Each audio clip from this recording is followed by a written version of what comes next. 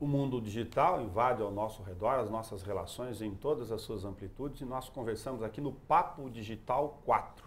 O nosso assunto de hoje é e-commerce, de que forma essas relações de consumo, de compra, de venda, de entrega, de segurança interferem ou já interferiram no comércio via internet e todas as plataformas no dia a dia. Para isso estão conosco dois especialistas, os consultores em marketing digital Gustavo Cândido e Paulo Milreu. Vamos direto ao assunto. Paulo, eu comentei antes de gravar aqui para entregar o jogo para quem está do lado de lá, a questão cultural envolvendo essa questão da compra tradicional de varejo no dia a dia em relação a todas essas possibilidades de plataformas eletrônicas. Vamos conversar um pouco sobre do que nós estamos falando e como isso se contrapõe na atualidade.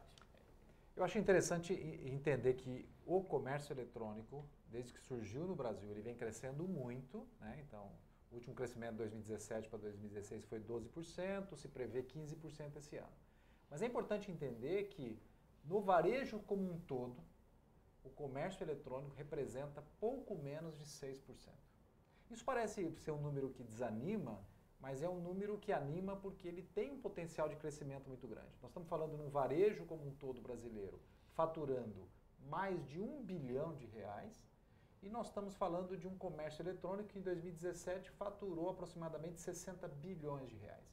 Claro que é uma fatia pequena, mas em valores absolutos é algo grande e tem uma tendência de crescimento cada vez maior. Talvez a gente veja no comércio eletrônico dos próximos anos o crescimento que ele teve no início, que representava 25% a 30% ao ano. Caiu um pouco, mas eu acredito que agora começa a crescer com alta velocidade. Se a gente for tratar redes, marcas, organismos, essa forma eletrônica e digital de se relacionar com esses dados, Gustavo, que elementos a gente tem hoje, inclusive lá fora, para a gente não ficar falando só do nosso varejo aqui para comparar? Que elementos em que sentido? No sentido de organismos, para a gente começar a entrar um pouquinho nos dados, que eu sei que você sempre trouxe com a gente aqui, a gente lançando informações para as pessoas. O varejo, o e-commerce nos Estados Unidos, principalmente, que é onde basicamente começou ali, muito mais avançado do que no Brasil, um mercado que fatura muito mais, movimenta muito mais, e muito mais ligado ao mobile também, as compras feitas através do celular. Aqui no Brasil a gente está mais ou menos, as compras ainda são feitas pelo desktop, mais ou menos 30% feitas pelo celular, isso tende a avançar. E as principais players do mercado no sentido do e-commerce, que trabalham com e-commerce, estão nos Estados Unidos e acabaram dominando o mundo, estão presentes no Brasil também, avançam cada vez mais, sendo que a Amazon é a principal empresa deste mercado. Elas dominam 50% do mercado americano, do e-commerce americano. Deixou para trás a eBay, que nasceu basicamente junto com ela, no meados dos anos 90. Deixou para trás o Walmart com uma distância muito grande. E atende o mercado em vários segmentos e cada vez mais criando novas formas de pontos de contato através do digital com os seus clientes, né?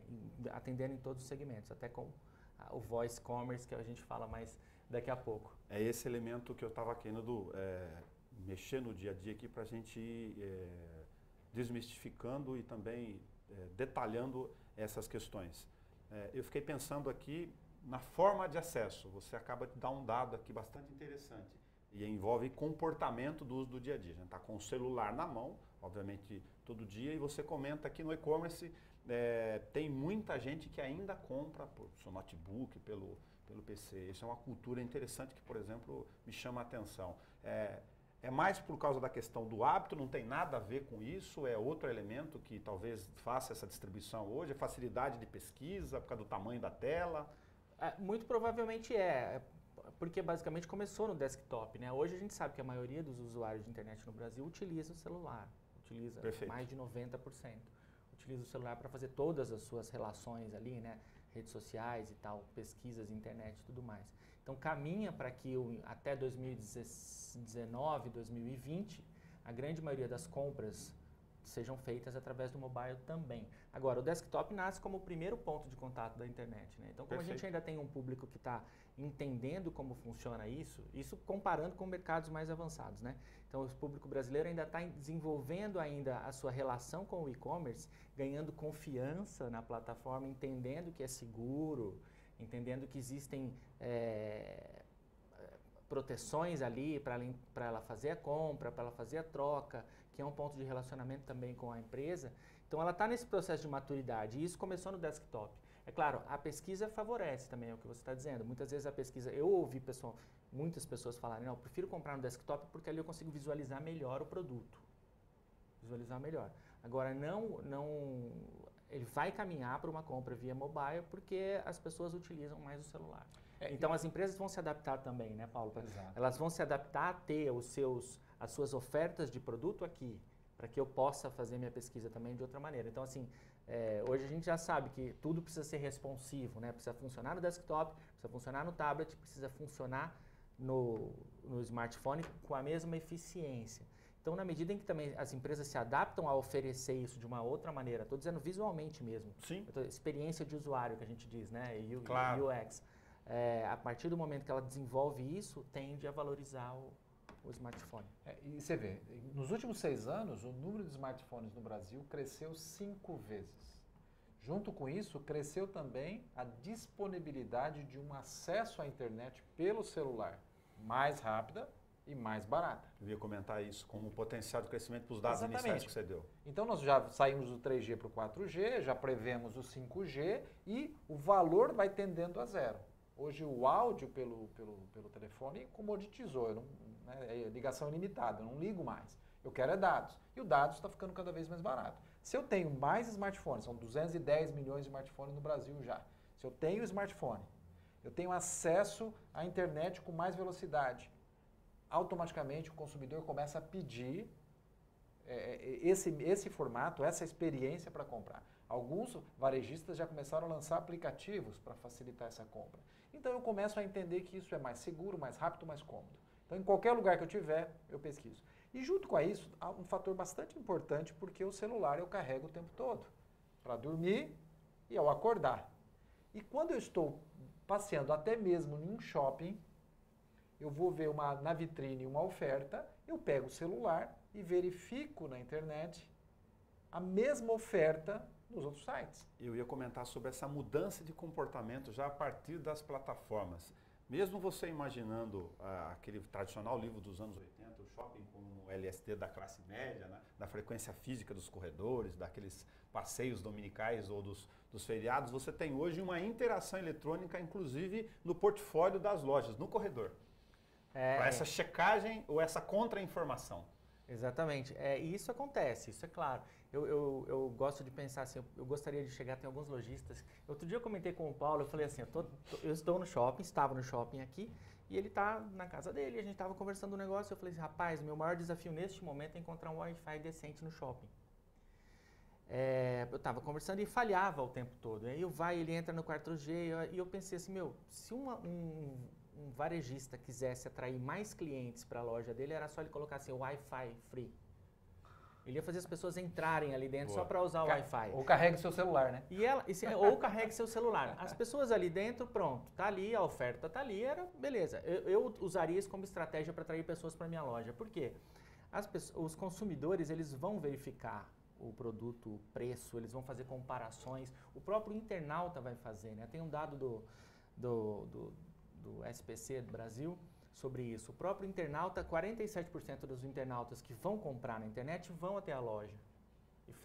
Ou melhor, vão comprar na loja, pesquisam antes. 25% vai até a loja para ter experimentação. Então a loja física, ela caminha para um modelo de experimentação, de ser um ponto, um lugar onde eu vou conhecer o produto, tocar o produto. É claro que a gente está falando de alguns segmentos. Para alguns segmentos isso tende a não acontecer, mas, por exemplo, geralmente roupas, sapatos, calçados, eu preciso ir lá, é possível que eu vá lá olhar, ver se o material é legal, faça a compra na internet. O livro, por exemplo, eu não preciso, eu posso fazer a compra direto, porque o produto é basicamente aquele, existe um padrão. Mas esses produtos que você precisa experimentar, testar, ou um produto eletrônico que você quer ver se é legal. Então você vai até lá, você experimenta e as marcas estão fazendo esse movimento.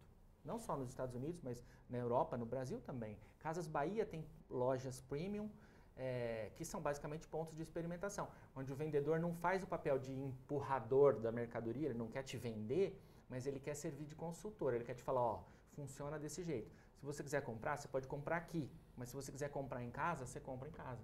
Você quer comprar no terminal aqui e entregar em casa? Mudam as relações. Se mudam as relações de consumo do consumidor com esse lojista, com esse varejista, muda também essa dinâmica, muda a linguagem e quem está na ponta para fazer essa experimentação precisa ter uma capacitação, uma habilidade diferente da que hoje está latente e existente, muito antiga. Quer dizer, o varejo precisa mudar nesse contexto, precisa ter um entendimento. Isso não é só varejo de rua, mas é varejo de shopping também, que cada dia mais perde a sua audiência, o seu volume de visitação, porque as pessoas vão lá mais para entretenimento e menos para comprar. O comerciário e o comerciante, então, na questão tradicional, vamos lembrar o batistar aqui nosso, para o dia a dia, para os produtos que estão abertos, muda essa relação de formação da mão de obra, do assistente, porque hoje ele fica quase um assistente aqui na gôndola, no dia a dia, dá uma outra informação. Agora o cara tem dados para poder questionar na hora, na mão. O que acontece? Exatamente. Antes, o vendedor era no modelo antigo. Você entra na loja, o vendedor te informa sobre o que é o produto. Você fala, eu estou procurando uma coisa mais ou menos assim. Ou você pisa na loja, a pessoa já fala, pois não, né? Ou tem uns mais habilidosos, desculpa te interromper, que fala, não, essa roupa caiu muito bem em você, mas basicamente só esse dado. E o pior é que tem aquela outra coisa assim, às vezes você vai procurando esse aqui e ele não encontra. Ele fala, olha, mas eu tenho esse outro. E aí ele tenta te empurrar aquele produto que não é aquele que você veio buscar. E o que acontece hoje? Depois da internet, a transparência que a web proporciona, a pessoa sai de casa sabendo o que ela quer. Eu quero este. Porque ela já pesquisou antes. Ela pesquisou no site da loja, ela pesquisou no Reclame Aqui para ver se a loja tem algum tipo de reclamação, se as avaliações das pessoas que compraram aquele produto e deixaram um comentário ali, ela vai ver se as avaliações são legais, ela vai ver se o produto é novo, se não é novo, se tem um novo modelo, se vai ser lançado, se não vai. A hora que ela chega na loja, ela sabe mais sobre o produto, a tendência é ela saber mais sobre o produto do que o próprio vendedor. Deixa eu comentar um caso aqui, recentíssimo, inclusive usei vocês no bom sentido no dia a dia. Essa é a grande vantagem de ser jornalista nas relações de amizade. Eu precisava procurar uma câmera. Aí eu perguntei para o Miguel, para o colega aqui de dentro que está nos ajudando, o pessoal da TV, perguntei para o Gustavo, para eles, eu falei, estou pensando no modelo X e Y para não fazer propaganda. Aí eles me deram dados sobre definição, tipo de uso, exatamente como eu queria usar. Quando eu entrei na loja, em São Paulo, para aproveitar que eu passei por lá, eu tinha todas as especificações possíveis para poder discutir com o vendedor. É disso que nós estamos falando. Exatamente isso que a gente está falando. Você pode, o vendedor ele não vai mais te convencer sem que você tenha argumento de volta, porque você geralmente vai ter mais informação do que ele. E ele tentou me empurrar uma outra, eu falei, não, esta não serve por causa disso, eu já sabia a aplicação dela. Então, veja o desafio do profissional que vai estar lá atendendo, né, conduzindo nesse processo de experimentação, e o desafio do varejista para entender que as pessoas não estão só ali naquele momento para comprar, mas para aprender. Então a informação é muito importante.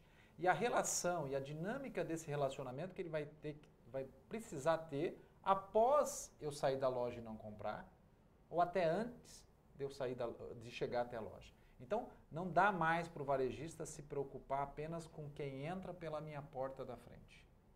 Eu preciso sim saber com mais detalhes quem entra, quem é essa pessoa, quais os detalhes de comportamento dela, faixa etária, o que ela gosta, o que ela não gosta, o que outros produtos que ela compra e até entender como ela usa a internet, porque eu preciso me relacionar com ela com outros pontos de contato, com outros canais.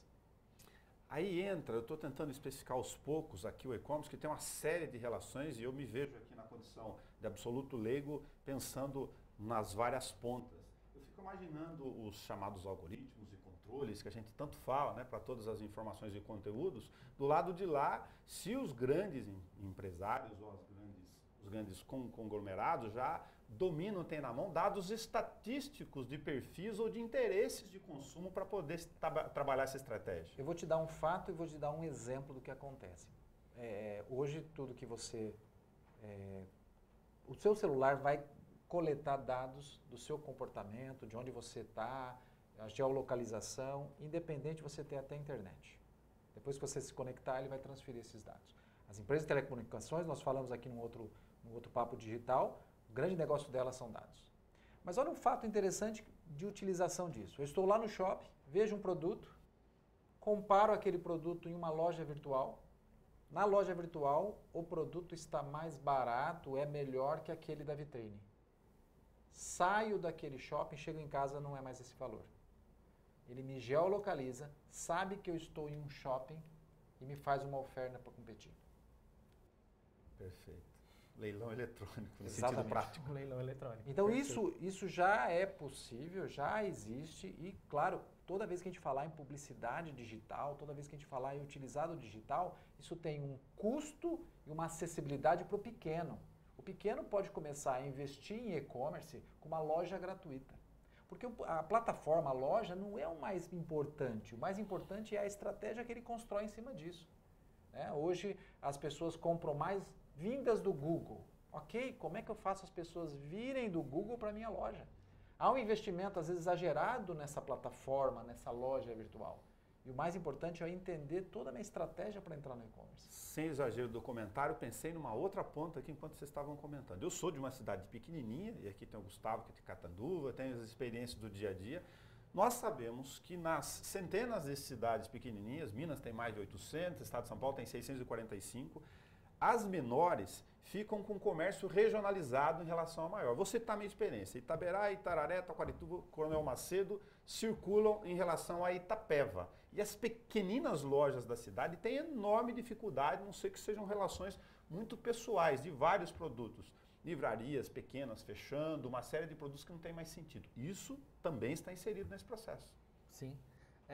Mas note que, pegando isso que o Paulo falou, uma pequena hoje em dia, através do e-commerce, ela pode concorrer com uma grande. Mas ela não está usando isso ainda. Ela não está usando, mas ela poderia. Então, assim, a gente tem até dois momentos para falar, né? Nós começamos o programa falando do e-commerce a partir do ponto de vista do varejista, que já está, ou do grande varejista, Perfeito. que se estabelece e aí ele migra para o e-commerce, ok? Até como um movimento natural, né? Só para citar o Magazine Luiza, que é interessante, o grande exemplo do Brasil e um dos principais exemplos no mundo.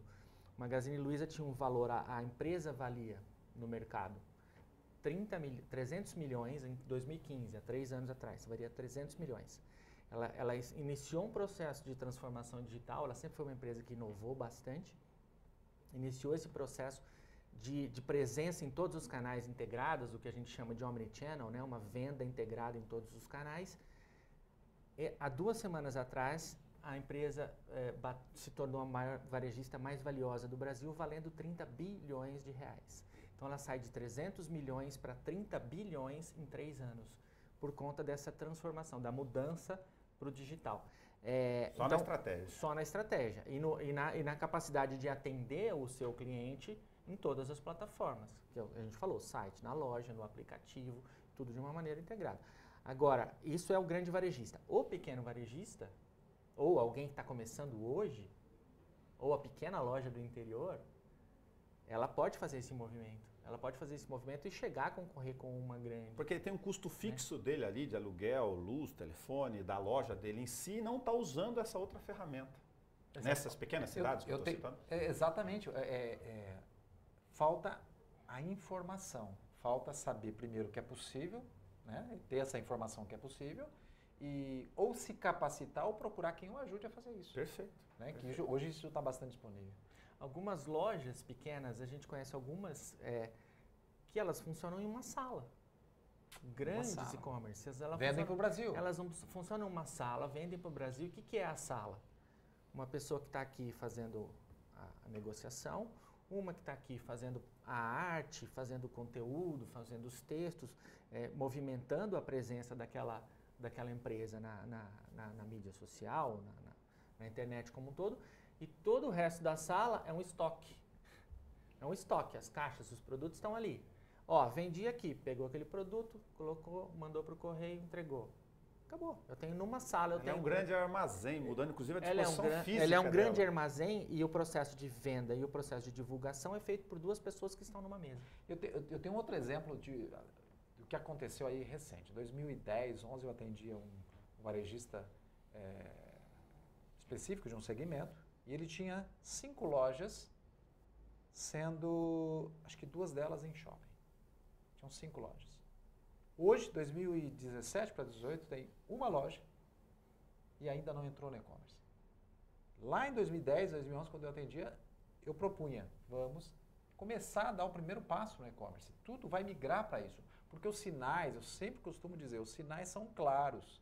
Só não está lendo, analisando esses sinais quem não quer. Os sinais são claros, é só olhar que isso caminha para um processo cada vez mais digital, eletrônico. Perfeito. Não tem como mudar. Agora, os sinais estavam claros, essa empresa não caminhou para isso, esse varejista, de 5 lojas saiu para uma. Então, há um movimento necessário para se fazer em relação a isso. É um investimento muito menor o e-commerce do que ter uma loja física. E aí tem uma outra possibilidade, pensando também nesse pequeno varejista, esse pequeno comerciante, que é ele fazer parte de um marketplace. O que é um marketplace? É uma espécie de shopping center, para deixar mais fácil, um shopping center virtual.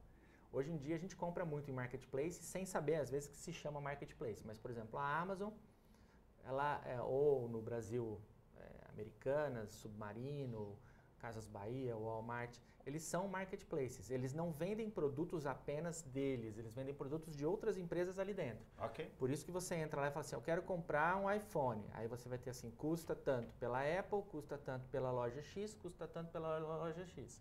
Várias ofertas de preços diferentes. E aí você escolhe qual que você quer, você vai ver o frete e tal, faz a compra. Então você faz dentro da Amazon a compra de uma outra loja. Então, para essas lojas pequenas que podem estar lá dentro, é claro que existem regras para você estar dentro desse marketplace, existem valores que você paga e tal, mas ele te oferece um tráfego, quer dizer, ele vai ter sempre gente ali procurando, então a possibilidade dele encontrar a sua loja é muito grande, muito boa, melhor do que se você tiver, de repente, a sua loja separada, né? E também o nome, né? Você está associado àquela empresa que tem o marketplace. Então pode ser uma vantagem também para você. E partindo de um Mercado Livre, que é um isso. marketplace mais aberto de nenhuma marca, mas que as pessoas podem começar no e-commerce através do Mercado Livre. O Mercado Livre já é uma marca, né? Já é uma grande marca, já te dá credibilidade para você começar. E aí, você precisa ter estratégia para continuar vendendo, é claro. Faz todo sentido o que vocês estão comentando, porque sempre pontuando do outro lado aqui, eu imagino você não ter num mercado aberto, digital eletrônico como esse, correr o risco de ter o luxo de, não, eu vou fidelizar só com esta marca aqui. Eu estou lembrando dos bares que abrem cerveja, né? Que aí eles pegam só uma determinada bandeira, porque ele dá as cadeiras, as mesas. Isso nesse tipo de comércio seria uma estratégia bastante equivocada. Ter um único produto com a única marca, a não ser que seja algo muito exclusivo. Exatamente. Ou você fosse o fabricante disso e você tivesse uma capacidade de investir nessa marca, porque aí vai para outro ponto dessa questão estratégica. A marca. Eu compro pela marca, compro pela experiência, compro pelo preço, compro pela velocidade de entrega, compro pela promoção. Por que eu compro? Nós estamos falando aqui também, para avançar um pouquinho no comentário que o Gustavo fez, de romper barreiras do sentido territorial, geográfico.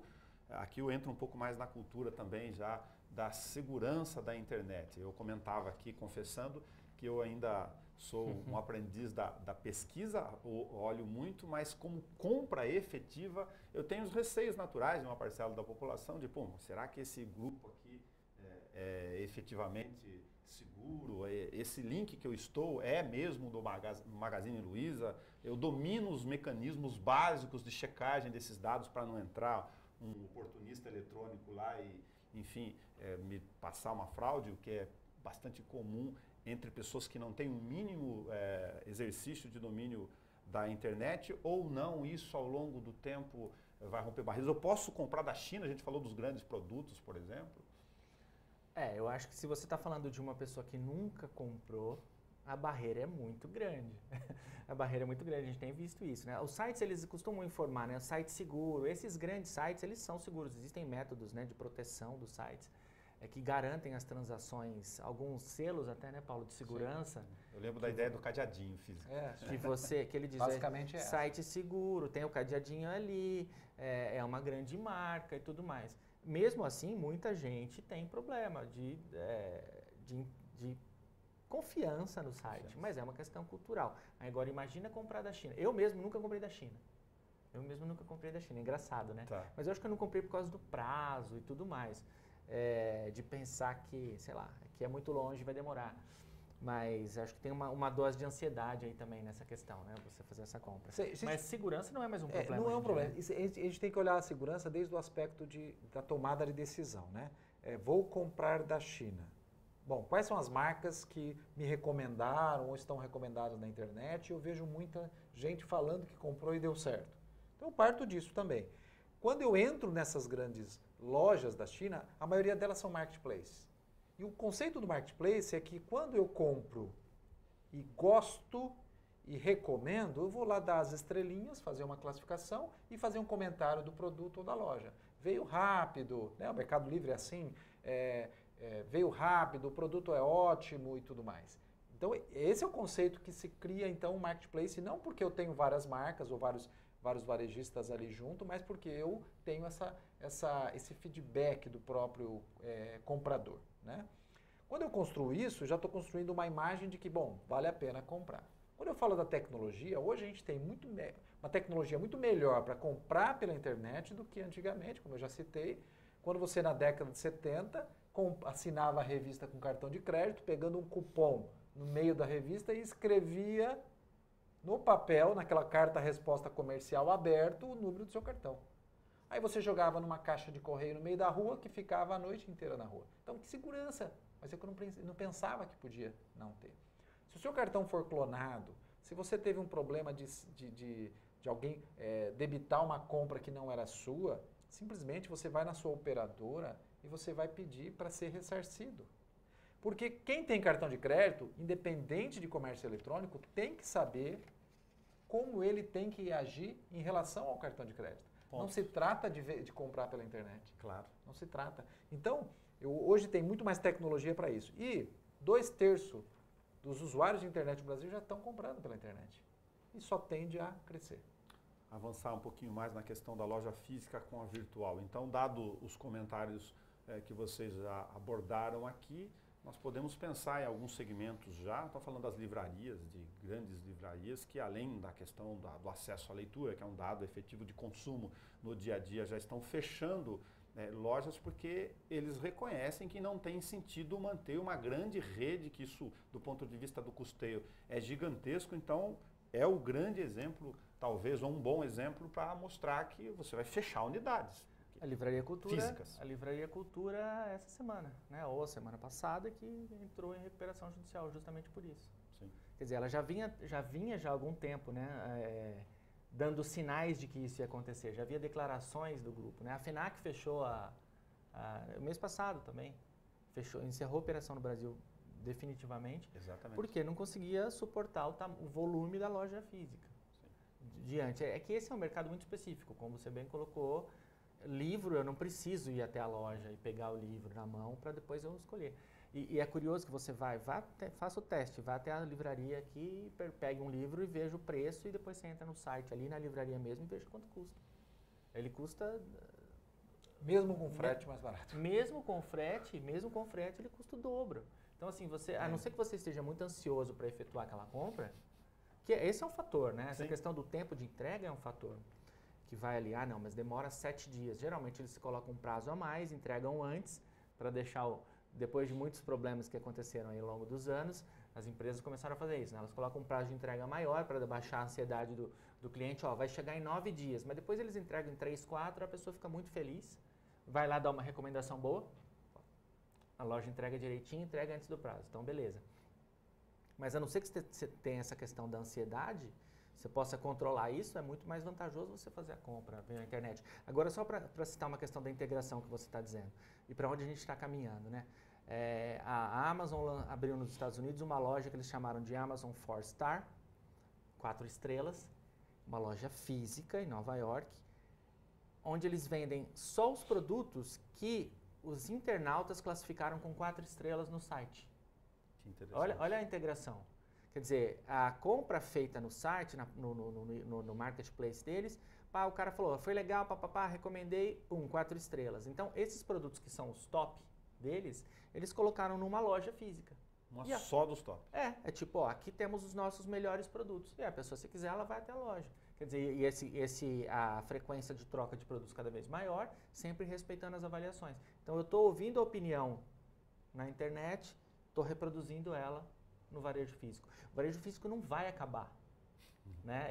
Como a gente já discutiu isso, acho que no programa, ele não vai acabar, mas ele precisa se modernizar. Talvez esse modelo de negócio, né? Isso é importante. Quando a gente trata de estratégia, dentro da estratégia a gente fala sempre de modelo de negócio. Né? Não significa que vai acabar o negócio, mas o modelo dele tem que ser alterado. Sim, sim. Então, não significa que você precisa agora fechar a sua loja física.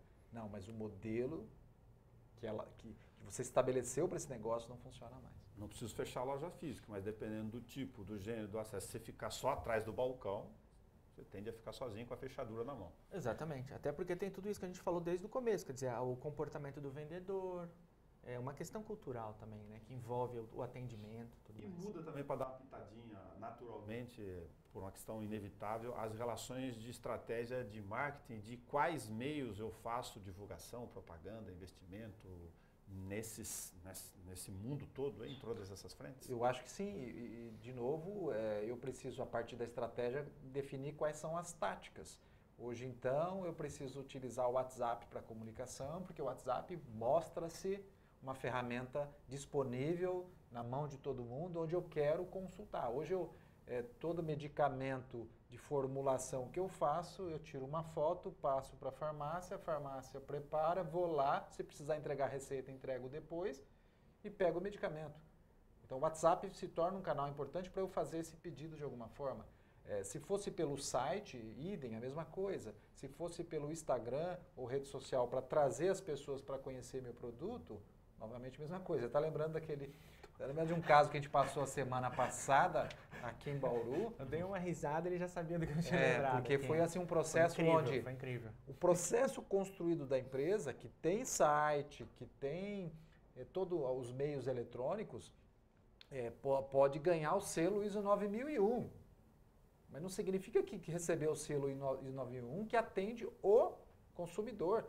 É muito importante entender, quando eu traço uma estratégia, qual é a jornada, qual é o mapa da jornada do consumidor. Se realmente esse processo que parece bem feito, ele realmente me satisfaz. Né? Nós passamos por um caso... Para exemplo, rapidinho essa história.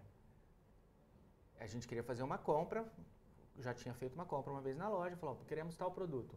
É melhor você pedir pelo e-mail porque é mais barato. Ótimo, peço pelo e-mail. Que produto você quer? Olha, eu quero assim, houve uma troca de 11 e-mails até que a pessoa que me respondia entendeu o que eu queria. Ela me mandou um orçamento, eu falei ok, ela demorou para responder, eu liguei e falei, você não respondeu meu e-mail. Ela falou, então, mas é que seu e-mail está na fila, eu vou responder. Eu falei, então, se quando você responder eu der ok, quando vai ficar pronto? Olha, em 24 horas. Quer dizer, ela demorou mais tempo para me explicar como funcionava, como eu deveria me adaptar ao processo dela, do que ela me vendeu o produto.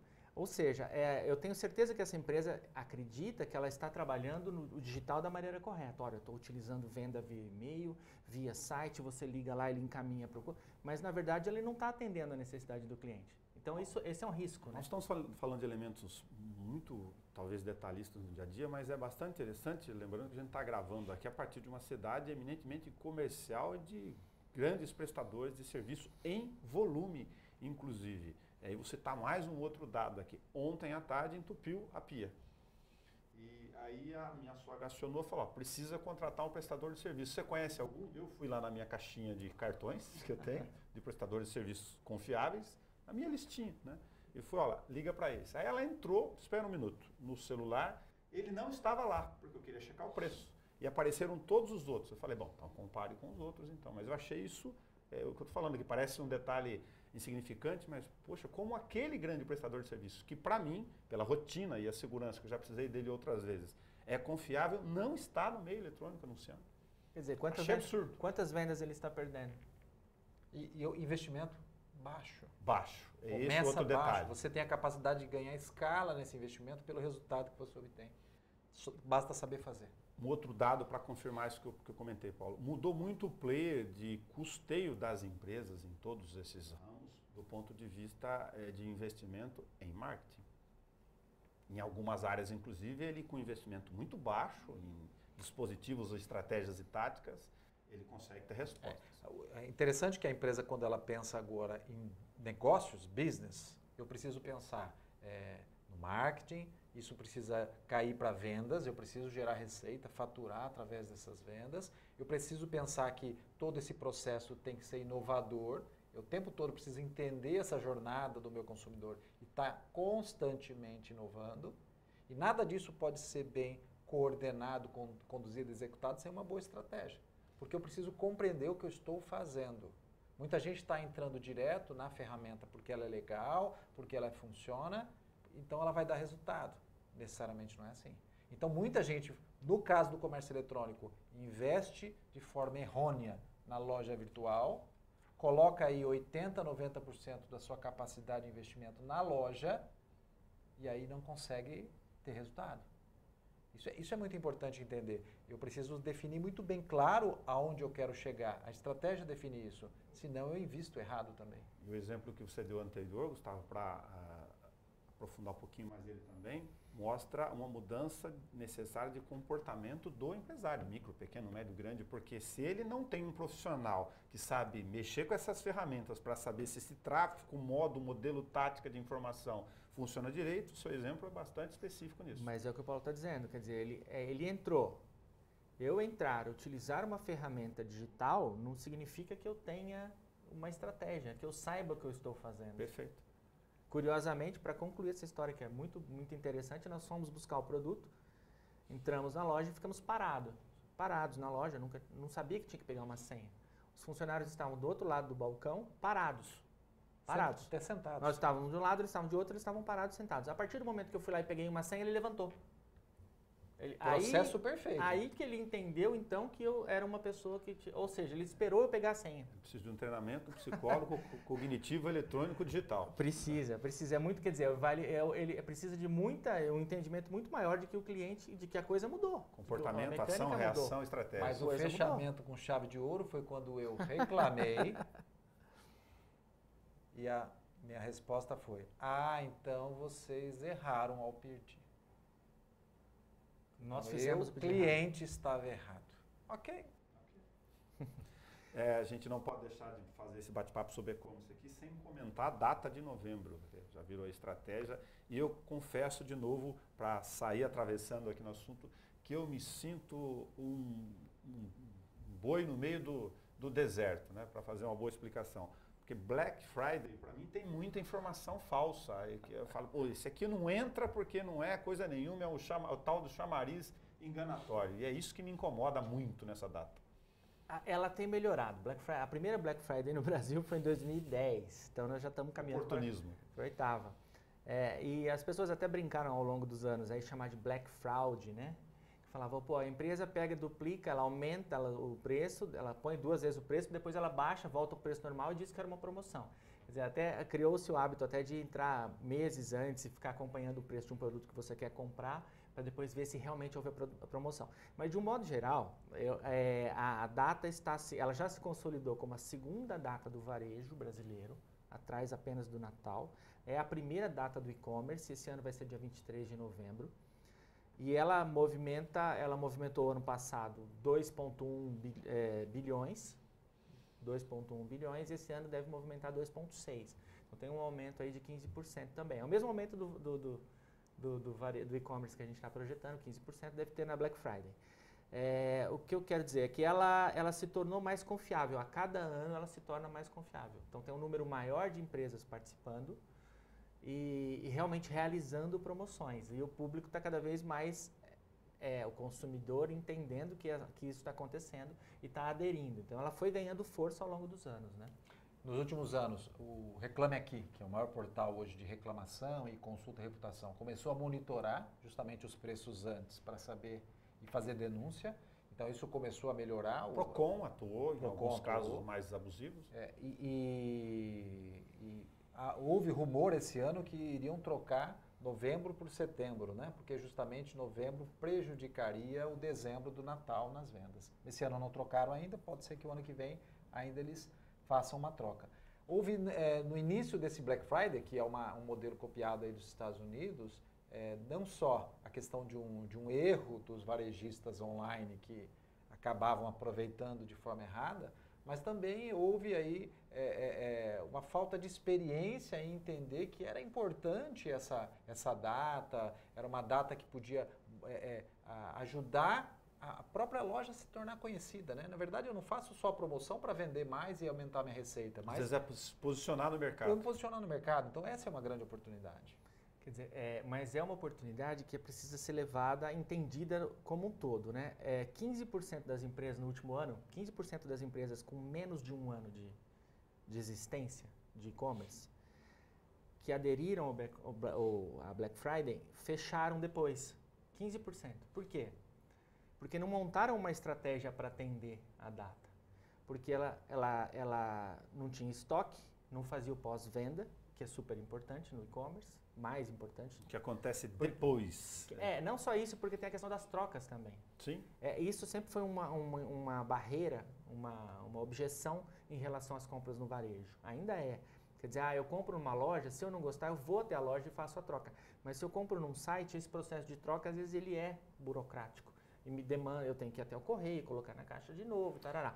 Então, isso sempre foi uma objeção. Então, assim, as lojas que não se preparam com estoque, pensando no pós-venda e principalmente na estratégia financeira mesmo, de entender até quanto ela pode fazer a promoção ou não, elas podem ter um problema de margem e vem a fechar, e pode vir a fechar. Tem embutido aqui em algumas estratégias, e faz parte do mercado, a gente escolhe uma espécie de queima de estoque eletrônico. Eu já fui antecipado, por exemplo, por alguns que trabalham no meio. Olha, determinada marca, e isso em alguns casos me incomoda. Eu coloco uma televisão visivelmente muito mais barata, mas só 10 unidades. Isso aí vira uma serra pelada tentando achar uma grama de ouro, né? Um formigueiro eletrônico no meio. Isso tipo de estratégia, por exemplo, me incomoda. Parece aquela história da loja que abre às 5 horas da manhã, aquela fila lá e um derrubando o outro. Mas faz parte. É que o comportamento do ser humano é esse. Né? Ele compra por emoção e justifica pela razão. Parece meio canibalismo de comportamento isso. Pode usar o termo canibalismo porque ele é perfeito para isso. Teria que ser um pouco mais científico nesse caso, mas a área do nosso cérebro que comanda é a área chamada cérebro reptiliano, que faz com que a gente queira sobreviver. Então, naquele momento que eu vejo isso, e isso é diferente para algumas pessoas, é claro, eu falo, se eu não comprar essa TV que eu preciso tanto, eu vou perder. Então, a minha emoção começa a me tomar de uma força, né, de pegar o cartão de crédito e ir lá e fazer essa compra. Então, isso é do comportamento humano e as empresas apenas entendem que funciona. Entendem que funciona. É por isso que o crédito no Brasil é dessa forma também, é por isso que o brasileiro se endivida tanto. Podemos esperar, então, um aperfeiçoamento da ferramenta, do Black Friday como data, como estratégia, como conteúdo, como tudo que é novo no meio. Com certeza, é uma data que tende a se consolidar cada vez mais. Amadurecimento do... Até porque ela de ser próxima do Natal, muitas pessoas agora elas já estão aproveitando a data para fazer a compra de Natal. Porque, na verdade, ela também não é só a data específica, né? Na verdade, algumas semanas antes, algumas semanas depois, as promoções ainda estão ali. Então, é um período que envolve esse final de novembro de compras e promoções que impacta também no Natal, né? Então, na verdade, é quase como uma antecipação das compras de Natal. Muito legal. E para tentar fechar um pouco do nosso raciocínio aqui do e-commerce, tentar imaginar para onde caminha esse mecanismo, essa ferramenta, esse meio de relações de consumo no mundo eletrônico, pensando já no voice que você mencionou lá no meio. Então, enquanto no Brasil ainda existe todo esse mercado para crescer, né? Esse potencial e também das pessoas entenderem que elas podem comprar com segurança na internet, nos Estados Unidos já se fala muito do comércio por voz, do voice commerce, né? Ou seja, muitas empresas grandes possuem assistentes virtuais inteligentes, que são aqueles programas que conversam com a gente. A Apple tem a Siri, a Microsoft tem a Cortana. E a Amazon tem a Alexa, que é a principal. A Amazon já vende umas caixinhas assim de som, que são uns microfones e também uma caixa de som que chama Echo. Então você conversa com o programa, como naquele filme Her, né? Não sei se você assistiu esse filme, mas ele conversa com o programa e tem um relacionamento ali com ele. No caso do filme vai muito além, né? Mas eu posso conversar com o meu programa de voz e falar, ó, procure produto tal, faça uma cotação para mim. E ela faz a cotação do produto. Ó, produto tal tem tal loja, tal preço. Pode comprar. Eu determino a compra por isso. Isso já existe, já está sendo usado.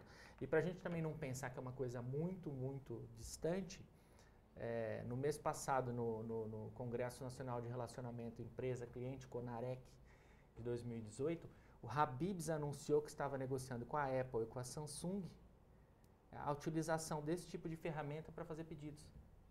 Ou seja, ele já iria aceitar pedidos de delivery através de assistentes virtuais de voz. Então a gente caminha para fazer uma compra assim, ó, compra aí para mim. Relações de consumo e serviços onde os dados estão, nesse caso é muito bom exemplo, estão muito prontos, né? Quem liga, na sua grande maioria, certamente para o Habib's, eu quero uma quantidade de esfirros, uma quantidade, já sabe a lista de produtos, se não sabe, pesquisa antes, porque tem a ferramenta, já tem o preço e decide tudo eletronicamente. Exatamente. Ainda falando na questão dos dados que você citou, né, da importância da análise de dados, imagina isso. Então eu faço a compra uma vez do Habib's e falo, o que você usou esse exemplo, 5 esfirras tal, 5 de não sei o que, não sei quantos kits. Bom, ele está registrado já. A próxima vez que eu for fazer essa compra, eu decido que eu não vou comprar aquela esfirra, ele vai me oferecer, mas você não quer tal esfirra? Ou talvez ele fala, hoje a esfirra está por tanto, porque ele já entendeu que eu fiz essa compra antes, que é o que acontece no supermercado, no aplicativo do Pão de Açúcar, não esqueci o nome do aplicativo, do Pão de Açúcar, mas ele já me recomenda, ele recomenda as coisas que eu costumo comprar no supermercado. Sim. E ele já faz um preço melhor para mim. E ele me avisa quando tem promoção de vinho. Exatamente. Um dia exatamente. Antes, se você olha o seu aplicativo, você vê exatamente o que você compra. Avisa, vem amanhã que tem 50% desse produto. Exatamente. Muito interessante. Para onde vamos, Paulo, com esse mercado? Naturalmente, eu estava pensando enquanto o Gustavo falava que, além das relações de consumo, mudam as relações de emprego, de trabalho. Né? É importante entender que, muitas vezes, não é que, como eu ganho escala no comércio eletrônico, como eu consigo fazer uma venda em escala, vender mais com menos recurso, menos pessoas, as pessoas terão que se preparar para serem realocadas em outro tipo de trabalho. Esse é o desafio. É o desafio aprender novas coisas. No mínimo, as habilidades digitais. Cada vez mais as pessoas precisam ter habilidades digitais. E desenvolvendo essas habilidades digitais, eu vou entender que as oportunidades estão em outro lugar, que está nesse momento sendo construído já. Hoje existe mais vagas para quem tem habilidades digitais do que para quem não tem. Perfeito. Vagas disponíveis. Você citou um exemplo muito bom de como o mercado vai ser impactado. E eu lembrei de um dado agora que é a Amazon Go, que eu não sei se a gente citou em algum dos programas anteriores, uma loja, sempre a Amazon, né? Parece que estou fazendo propaganda da Amazon hoje, mas não é, porque a empresa é muito inovadora e ela está muito à frente, ela é o exemplo a ser seguido no mercado. Ela lançou uma loja em Seattle que não tem atendentes. Na verdade, tem 1 ou 2 para fazer só uma orientação. Mas eu vou até lá, eu tenho um aplicativo para entrar na loja, eu escaneio, com o meu celular eu escaneio a loja, abre a porta, eu entro, escolho o produto. As câmeras e sensores entendem que produto eu estou pegando da prateleira, já debitam no meu cartão, eu saio da loja sem conversar com ninguém, põe na minha sacola e vou embora, certo? Então esse modelo existe, funciona, foi um sucesso. Abriram uma loja, abriram 3, abriram uma na Califórnia, então temos 4 lojas Amazon Go nos Estados Unidos. A expectativa da empresa é ter em 2022 3.000 lojas, neste mesmo modelo. Basicamente lojas sem funcionários. Perfeito. A curva de ascensão vai ser assim, né? De 4 para 3.000. Vai ser assim, exponencial como um foguete. Gente, e o quanto isso vai impactar no mercado, no varejo pequeno? Desculpa, só para citar um único exemplo, hoje a gente já pode, a gente sabe disso, em um supermercado de Bauru, entrar nas gôndolas, escolher o produto, comprar, passar sozinho no caixa eletrônico, pagar com o cartão através do código de barra e ir embora. Agora imagine você não ter nem que passar num caixa. E a grande questão, de novo, né, se eu fosse citar algumas coisas que você tem que pensar quando você está olhando para esse novo cenário, é velocidade. Vai ser mais rápido do que já foi. Dinâmica. É completamente diferente de como você tratava antes. Então, relacionamento, importantíssimo. Conteúdo, informação. Eu quero ser informado para poder tomar uma decisão diferente do que eu sempre tomei. Você tem informação disponível ou eu busco no seu concorrente ou em outro lugar?